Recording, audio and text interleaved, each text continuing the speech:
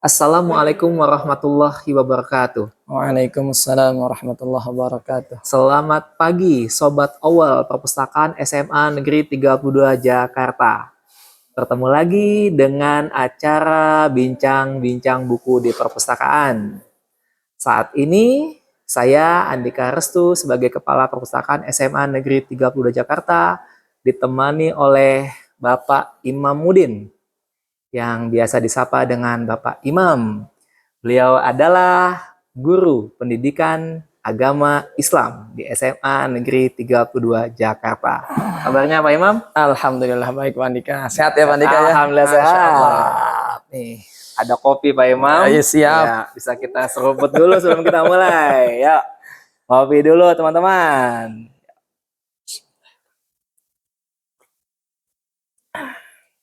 Biasanya kalau udah ngopi makin enak rasanya ngobrolnya tuh. Iya, dapat sekali. Pak Imam, kebetulan ya di perpustakaan kita ini ada sebuah buku ya. Buku ini berjudul 100 tokoh yang paling berpengaruh di dunia. Ditulis oleh Michael H. Hart. Buku ini ditulis pada tahun 1978. Nah, Michael Hart ini ya menuliskan 100 tokoh beserta cerita kisah yang berkaitan dengan tokoh-tokoh tersebut. Yang menjadi unik adalah Michael H. Hart menempatkan posisi nomor 1 sebagai tokoh yang paling berpengaruh bagi dunia adalah Nabi Muhammad Sallallahu Alaihi Wasallam. Artinya di sini pasti ada alasan-alasan mengapa menempatkan Nabi Muhammad di posisi nomor 1. Nah, menurut Pak Imam, apakah Pak Imam memiliki alasan atau argumentasi mengapa posisi 1 adalah Nabi Muhammad? Kan, Pak Imam? Baik Pak Andika, ini pertanyaannya tajam sekali ya. Baik, pertama sebagai seorang Muslim ya pasti kita menokohkan Nabi kita, itu yang pertama. Tapi kalau kita membaca buku yang tadi Pak Andika sebutkan memang Michael Hart gitu ya. Michael Hart gitu ya. Notabene kan dia sebenarnya non Muslim. Tapi jadi ajaib, aneh, justru orang non Muslim menempatkan Nabi kita yang mulia Muhammad SAW itu menjadi orang yang nomor 1 gitu. Ya kalau kita nih, saya, mungkin Pak Andika, ya mungkin juga yang lain, wajar kalau misalnya menempatkan Rasulullah Nabi Muhammad itu adalah orang yang nomor 1 gitu. Tapi ini aneh gitu. Nah, selanjutnya, jika pertanyaannya pendapat pribadi saya, kenapa sih beliau Rasulullah itu diposisikan gitu? Kalau saya tuh melihat setidaknya ada 5 faktor ya yang menyebabkan Rasulullah atau Nabi besar Muhammad SAW ini ditempatkan pada posisi nomor 1 walaupun sang penulis buku adalah notabene non Muslim. Kalau nggak salah dia Yahudi, betul nggak kalau salah ya? Betul ya? Michael H. Hart gitu. Dan memang penulisan ini pun sudah sangat-sangat cukup lama buku itu terbit ya. Tadi kalau nggak salah tahun 1978 gitu. Tandanya ketika si Michael Hart ini dia menuliskan, kan nggak mungkin buku ditulis tanpa ada sebab, tanpa ada dasar gitu. Dan dasar itu harus ilmiah gitu. Akan menjadi sebuah kerancuan jika buku ditulis tanpa ada dasar yang namanya keilmiahan. Itu pasti nanti akan menjadi sebuah buku yang usang, yang nggak laku, yang ya siapa buku itu gitu kan, apa jadi buku itu gitu. Seperti itu. Nah, yang pertama kalau saya lihat, ini kalau versi saya Pak Andika ya. Iya. Saya mencoba, saya sempat baca juga memang bukunya ya. Ini bukunya ya yang ada di sini ya. Saya sempat baca juga, paling enggak ada beberapa yang saya simpulkan gitu. Walaupun memang sebenarnya penjabaran tentang Nabi ini di buku ini nggak banyak, paling cuma sekitar 2 atau 3 lembar kali itu. Iya, Gitu. Sekitar 5 atau 6 halaman gitu. Nggak banyak. Nah, yang pertama yang saya simpulkan dari sini, dari buku ini adalah, pertama dia punya pengaruh. Pengaruhnya itu abadi dan mengakar. Oh, iya, iya. Itu yang pertama sekali itu. Gitu. Bayangin, dari 14 abad yang lalu, Nabi itu hidup kalau nggak salah kan 570. Ya. Itu sampai sekarang, semua orang mengikuti beliau. Bahkan bukan hanya yang wajib dari beliau contohkan, yang sunnah-sunnahnya orang pada berebut ngerjain. Iya, iya. Tuh.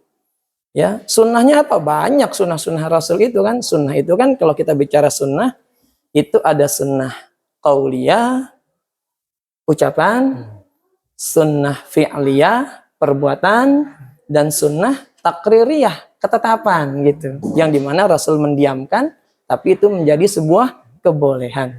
Tuh. Ya. Dan bahkan mengakar. Lihat sekarang, orang masuk kamar mandi pakai kaki kiri kan sunnah. Tuh, Iya. orang pada ngerjain. Terus apalagi yang umum-umum aja, makan pakai tangan kanan. Tuh, Iya. pada ngerjain. Tuh, itu pengaruhnya dahsyat. Mungkin dulu kalau sebelum ada Nabi Muhammad menginformasikan, orang makan sejadi-jadinya aja. Iya, iya. Gitu kan. Yang penting saya enak, saya kenyang kan gitu. Tapi enggak. Ini pengaruh yang kecil aja itu dahsyat. Itu baru pengaruh yang berupa sunnah-sunnah kecil. Nah, apalagi yang berupa kewajiban-kewajiban. Makanya lihat ketika kewajiban datang tuh, sholat Jumat penuh masjid. Masya Allah. Tuh pengaruh dari Rasulullah Muhammad Sallallahu Alaihi Wasallam. Ya, baik itu tadi yang pertama, Pak Andika, yakni pengaruh ya, yang betul-betul mengakar gitu ya. Jadi pengaruhnya abadi dan mengakar gitu. Baik, yang kedua Pak Andika, selanjutnya adalah Nabi ini kenapa mungkin ditempatkan oleh Michael Hart ini nomor 1. Yang kedua adalah dia mempunyai integritas dan akhlak yang mulia. Yang dimana integritas ini bisa kita lihat ya, bagaimana dulu ketika Rasulullah, ini contoh ya, ketika Rasulullah SAW ya, para kaum kafir Quraisy saat itu ya, dia pengen dakwah Rasulullah ini nggak berjalan nih ya, lalu dikirimlah sebuah utusan atau pelobi gitu kan. Iya, iya. Datanglah si utusan ini menemui Rasulullah. Nah, akhirnya kan ditanya, ya Muhammad, udah berhenti aja dakwah Islam gitu ya, kita gini aja ya, agama ini ya kita mix gitu kan. Hari ini kami nih seluruh penduduk kafir Quraisy Mekah ibadah kepada Tuhan Anda, dan besok Anda beribadah kepada Tuhan gantian. Gantian Iya, gitu, iya, gantian gitu. Tapi kan tegas Rasulullah bilang, kagak bisa. Gitu. Tegas Rasulullah bilang, nggak bisa. Makanya turun tuh ayat Al-Kafirun, kan gitu kan.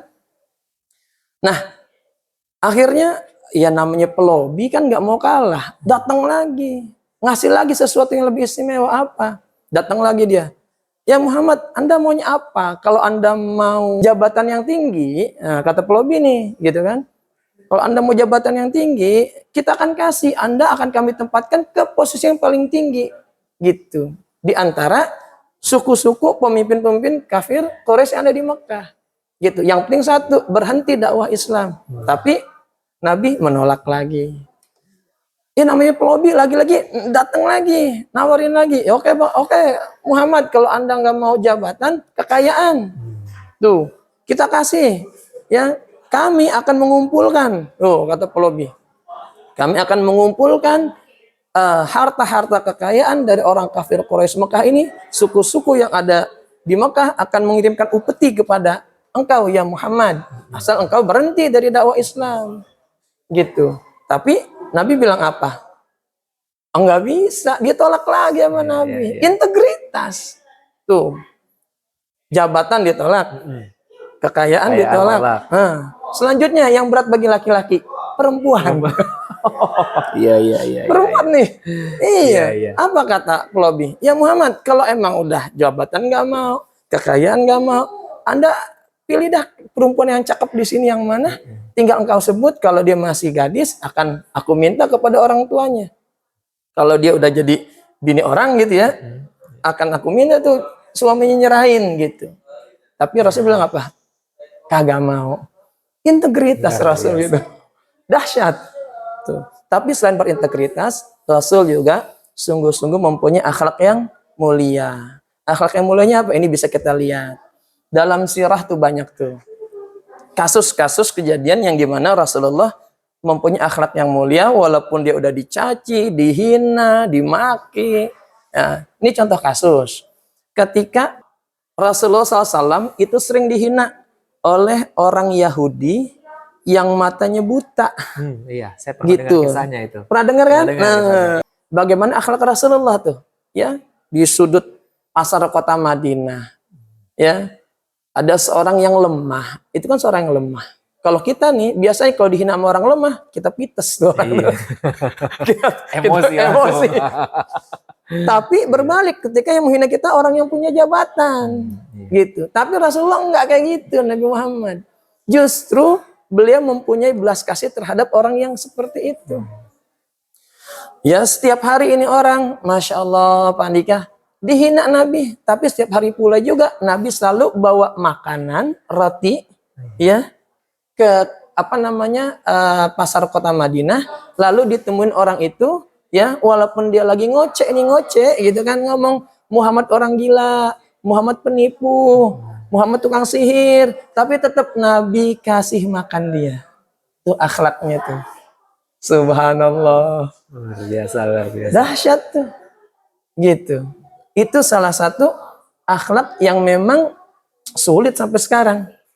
Iya, mana ada coba orang sekarang udah dicaci, dihina, dimaki, dibilang orang gila, dibilang pembohong, dibilang tukang sihir, tapi kita justru ngasih makan tiap hari. Tuh sangat dahsyat tuh di situ tuh.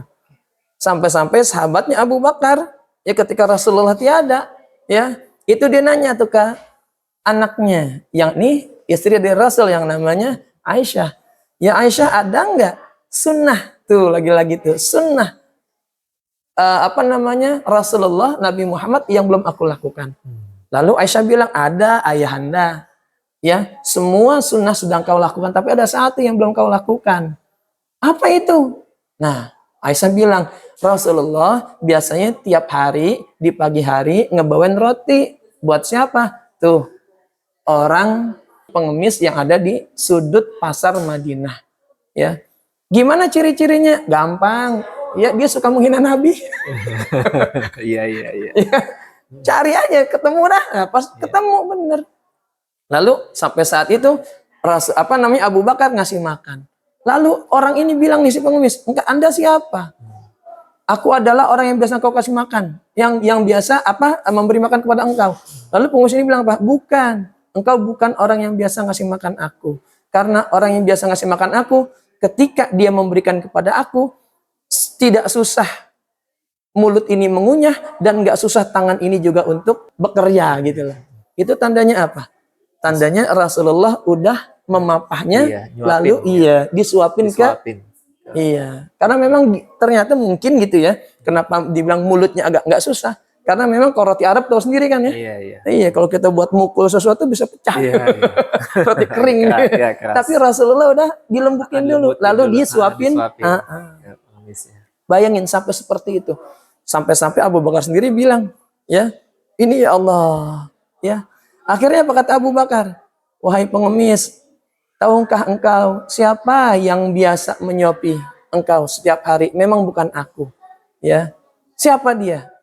Orang yang engkau hinakan. Sampai detik ini pun engkau masih menghinakan dia. Siapa? Dialah Nabi Muhammad SAW. Sampai saat itu pengemis itu akhirnya memeluk Islam dan menangis. Tuh, yang kedua. Berarti luar biasa ya Pak Imam ya. Pak Imam sudah menjelaskan setidaknya ada 2 poin yang menjadi argumentasi Pak Imam sebagai penjawab mengapa Michael Hart ini menempatkan Nabi Muhammad SAW di posisi nomor 1. Apakah ada lagi nih Pak Imam? Masih ada Pak Andika. Ngopi dulu. Ngopi dulu, Ngopi baik. dulu. Mari.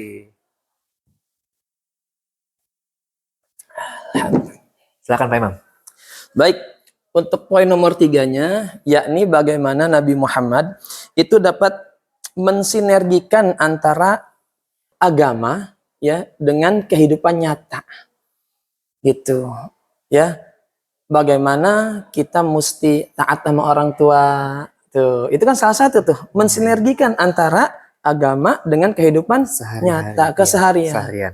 Bagaimana ketika sekolah murid harus taat patuh tunduk sama guru gitu. Itu tuh yang poin nomor 3. Nabi Muhammad ini seseorang yang mampu untuk menyelesaikan konflik. Di mana dulu ini kan konflik sangat tajam antar suku-suku gitu kan. Iya. Gitu. Terlebih lagi kita mengenal Nabi Muhammad itu hidup di zaman apa kalau dibilang tuh di sebuah kota Mekah yang tandus gurun pasir yang panas. Tahu sendiri tuh kalau kayak gitu kan. Iya. Tabiat orang-orangnya. Oh iya, saya pernah membaca itu dalam buku Dunia Arab ya. Itu suku-suku awal ketika peradaban Arab itu bermula ya, ada dikatakan suku Baduy ya. Suku Baduy jadi suku yang awal-awal itu mendiami tanah Arab ya.